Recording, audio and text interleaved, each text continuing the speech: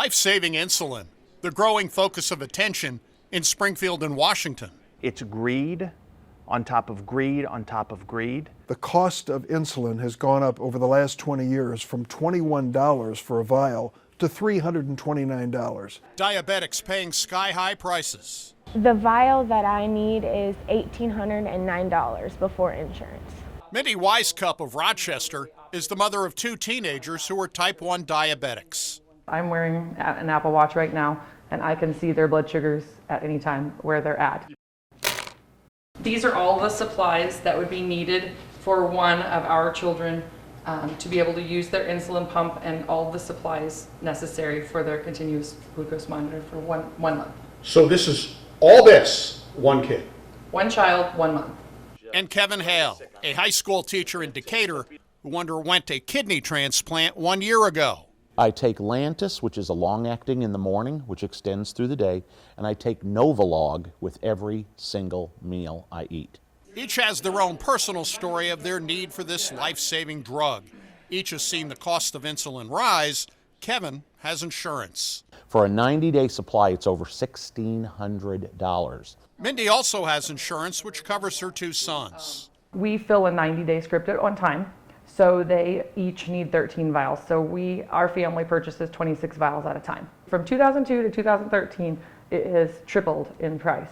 I really don't know how anyone could afford insulin without insurance now. Megan Blair, a single mom, needs a highly concentrated insulin at $1,800 a vial. Her insurance company wants her to use a cheaper insulin, but Megan tells me it's not effective. This one right here is $180 without insurance, and this is the kind that I don't need. And then this vial right here is $1,800 without insurance.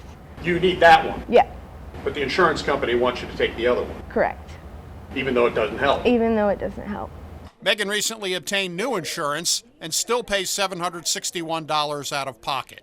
Nobody should go through a life experience like that because of the greed of corporations that manufacture and sell and insure insulin. State Senator Andy Menard tells me he heard from a teacher who had a serious financial issue paying for insulin. Picks up the phone and calls you and says, I don't know how I'm going to make my house payment because I want to keep my daughter alive. I don't know how I'm going to make my house payment because I want to keep my daughter alive. That gets your attention. Senator Menard has introduced a bill to cap the monthly price consumers will have to pay for insulin, modeled after a law in Colorado. No one will pay more than $100 for a 30-day supply of insulin. It's wrong.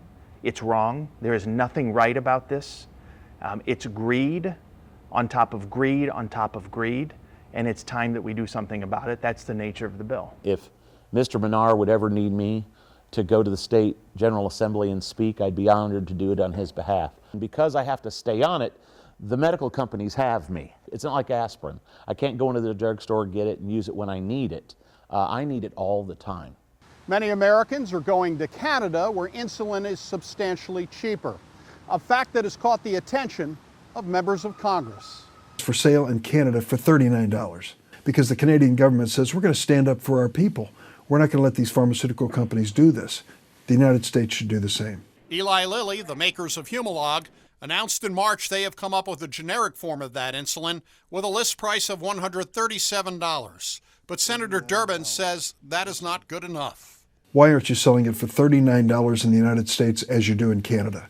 And the reason is simple. The Canadian government, Parliament, have taken action. The U.S. Congress and the President have not. One reason people get sick or die is they are forced to ration their insulin use because they can't afford to pay for it. I've had so little and my insurance was fighting it, so I knew that if I would use the proper amount, I would either end up in the hospital or run out. So I have rationed my insulin before. A lot of our customers are having to decide whether they want to put food on the table or pay their electric bill, especially in the summer when it's hot, or pay for their insulin.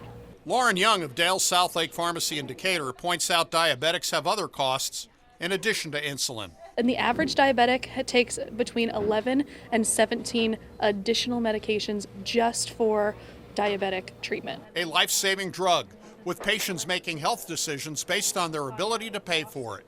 For the I-Team in Decatur. I don't give myself the correct amount of insulin that I should because I'm in fear that I'm not going to be able to get any more. Doug Wolfe, WAND News. The pricing crisis for insulin-dependent diabetics. This is a life-threatening issue. It's costing people their lives. Diabetics like Robin Taylor of Decatur paying out more than $1,600 a month for her 5 vials of insulin. $326 a vial. Robin has been taking insulin for many years. 34. Robin lost her job during a round of layoffs and has no insurance. She is now turning to a cheaper alternative directly to the north. The last 2 sets of 90-day refills I've gotten from Canada, a pharmacy in Canada. The reason is simple. Her insulin purchased locally at $326 a vial versus just $37 in Canada. It's almost 10 times the cost of what it here from what it is up there. While nothing in life is fair, my dad taught me that's beyond unfair. The idea of obtaining cheaper insulin from Canada came after seeing a news story showing Senator Bernie Sanders joining a group of diabetics buying their insulin from a Canadian pharmacy. Bernie Sanders went with a bus load of people. This is a vial of insulin.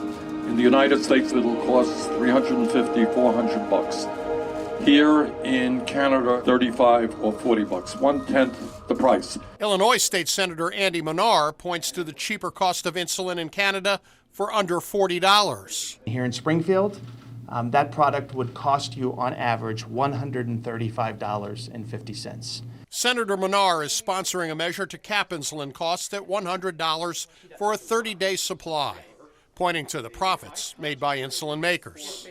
That's not the American way.